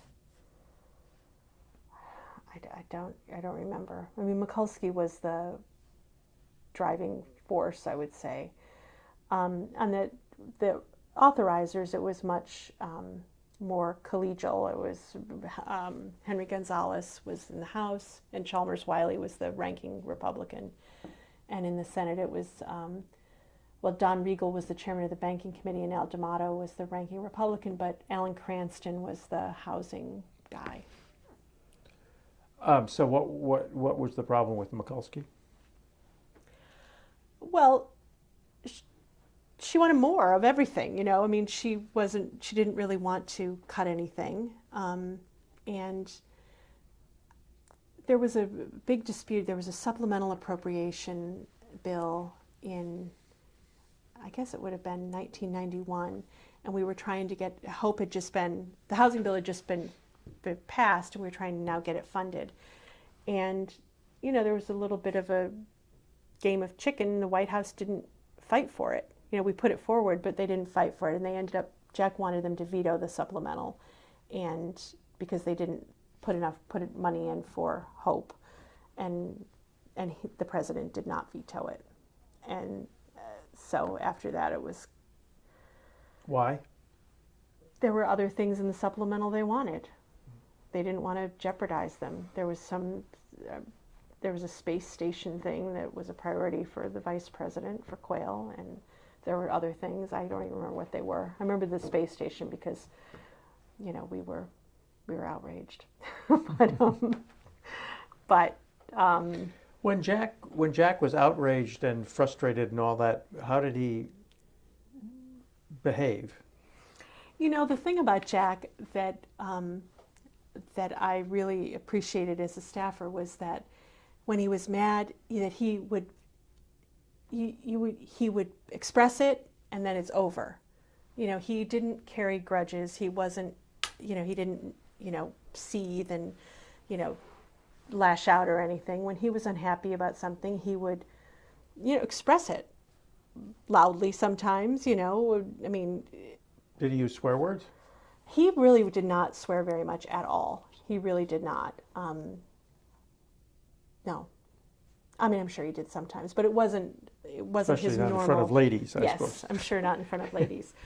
But no, I mean, that wasn't something that he was part of his regular everyday speech. But, you know, you knew where you stood with him. If he was mad or frustrated, he couldn't hide it, you know. And we used to joke because I was the same way, you know, and he would write me a note saying, like, you know, how do you think I can tell how you feel? Then he'd, you know, draw a picture of me with, like, you know, steam coming out of my head or something. You know, that's the way he was too. It was very, you know, he couldn't hide it. Yeah. Okay, so what else was in this housing bill that was of made a any difference, importance? or of any importance?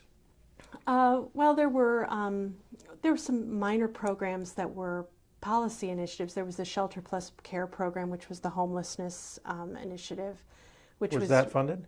Yeah, it was more. I don't think it was fully funded, but it was funded more because I think there was an emerging consensus that was more of a way to deal with homelessness than just building new public housing projects.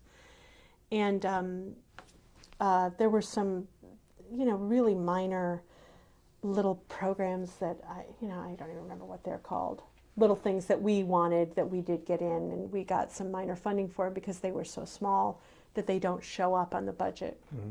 You know. Now, what about ownership? Mm-hmm. Was that in that bill?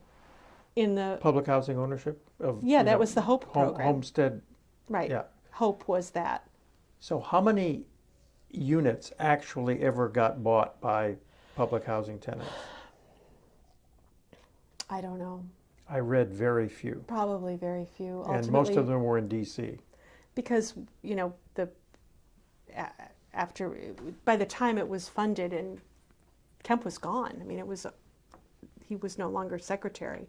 And once he left, they said a lot of the nice things about it, but programmatically it really wasn't a priority. It did not become a big focus for anybody. But the drug-free aspect of it, he did get done. The Or drug-free, to- yeah. I think so. I mean, that was certainly, I don't remember legislatively what happened. Administratively, yeah, there was more of a focus on that. Okay, now, this report sort of indicates that Bush did declare a quote-unquote new war on poverty. Yeah. Was there a speech to that effect, or? I think he did slip it in somewhere along the way. It might have been after the LA riots. It might have been when he went to Cochrane Gardens in St. Louis, Bertha Gilkey's project. Bush did. Bush did, yes. But he was, Jack was reluctant to use that kind of language. The president was. Jack was always urging him to, and always, casting what the president was doing in those terms, even if the president didn't say it himself. How many speeches a week would you say Jack gave? I don't know, 2 or 3, maybe more. Okay, enterprise zones. Did enterprise zones actually ever get into a Bush budget? Yeah, it did get into a Bush budget. Not with the tax incentives as broadly as Jack would have wanted them, but pretty much. I mean, there was a cut in the capital gains tax in enterprise zones, and there was some, expensing of investments and all that, but they didn't get enacted in that form, as I recall. They did get enacted in some form, but yes, they did make it into a Bush budget, even before the riots. This is House Ways and Means and Senate Finance Committee. Right. Did who were his counterparts? Who did he deal with legislatively on enterprise zones? Or did he have any allies on the Hill? He really, really, really wanted Charlie Rangel to be his ally, and he was to the degree, but we were always in a situation where there were things that you had to give up to get the thing that you wanted, and the Democrats on the Hill wanted you to have the thing that you wanted and the thing that they wanted, so that was always a conflict. I don't remember, the Ways and Means Committee overall was not friendly to enterprise zones. When we were on the Hill, I remember begging Barbara Conable to do something. He's the ranking Republican in the House at the time. He just resented the idea that somebody who wasn't on the Ways and Means Committee would even have a tax idea, much less want you to have a hearing about it and all that. It was always an uphill battle with Ways and Means, always. But Jack, he persevered. Right.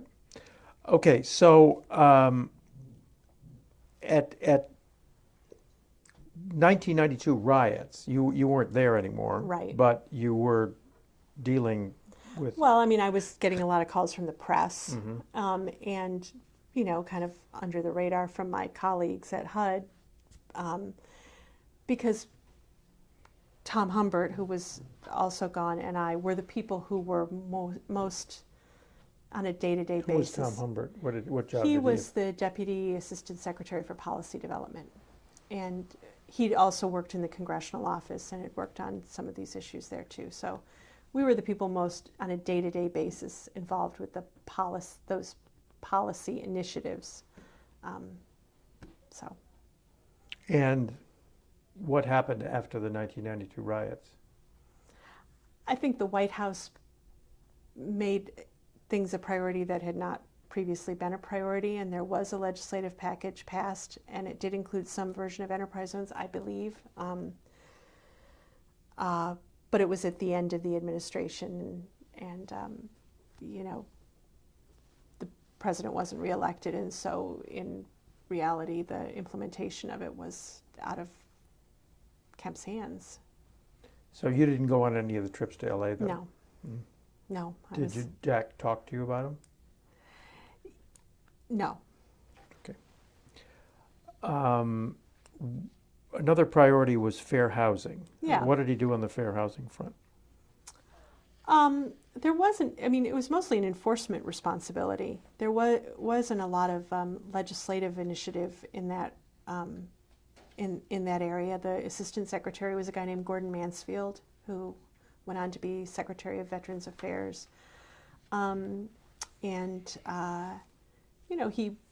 He made it a priority.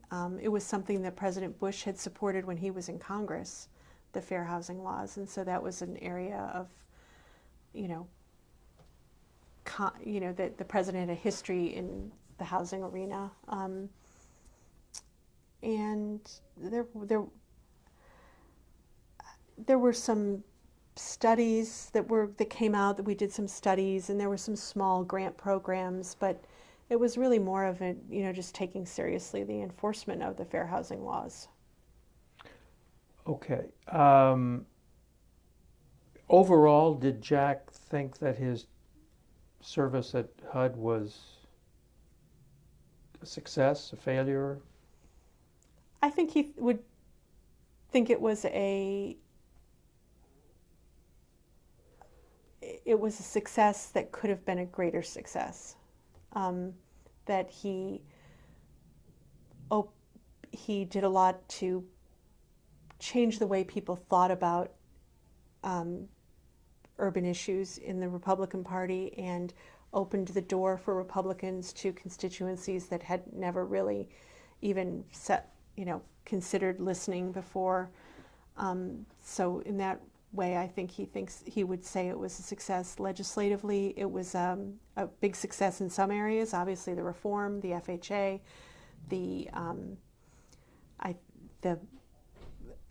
some of the change in the way of thinking about things like homelessness and homeownership. That homeownership was something that wasn't only limited to people who were economically successful, but that it could also be something that helped make people who were less, who were struggling, more successful. I think all those things were successes. So after the HUD years, what was your relationship with Jack like?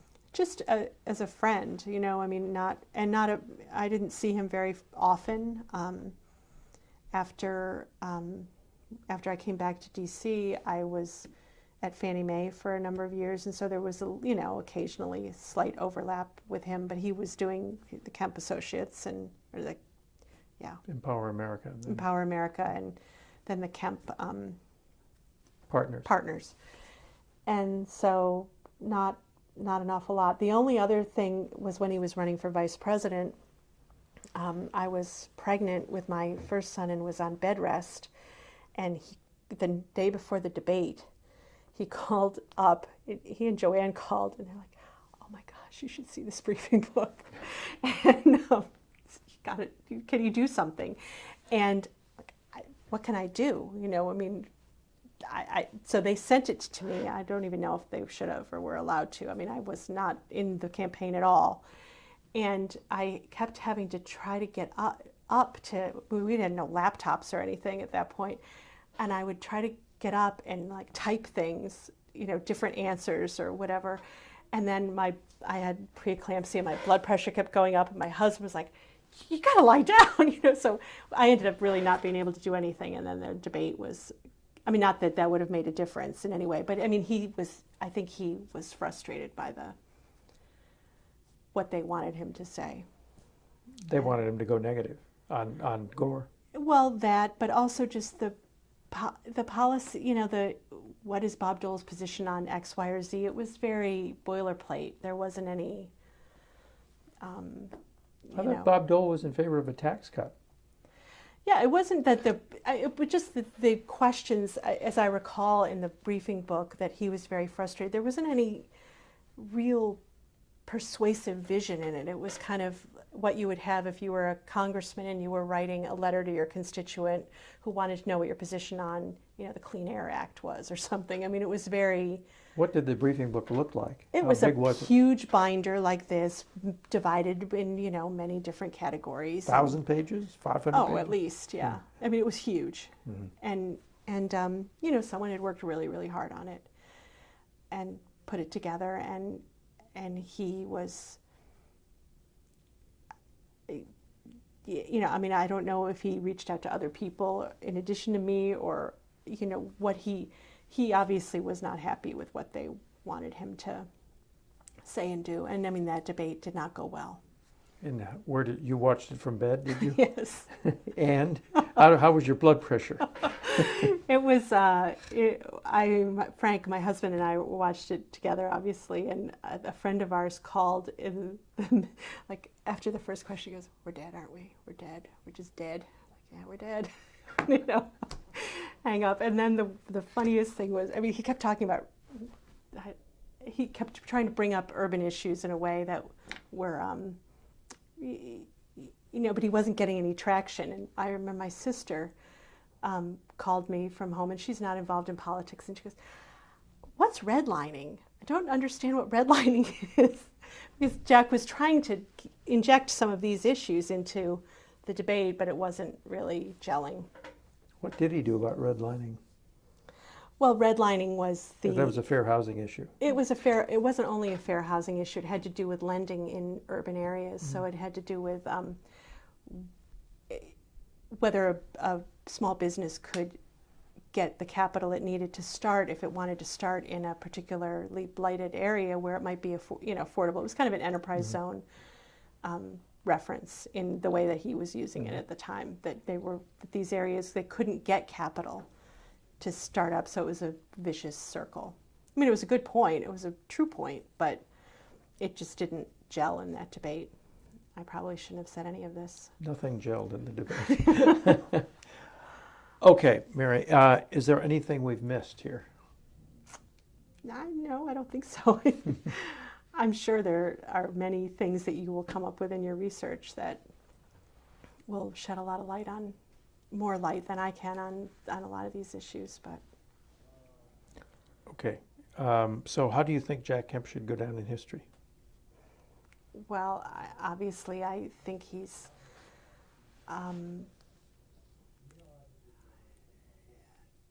should go down as someone who had the vision and the compassion and the commitment to ideas. I'm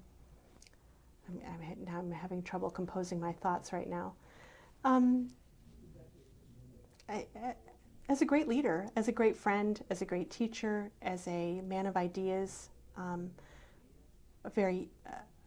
human person who wanted to help alleviate suffering where he saw it in every possible way he could come up with, and that his ideas, I think, were the right ideas, and that had they been fully implemented, I think they would have proven to be a great benefit to many, many people. Thank you. Okay.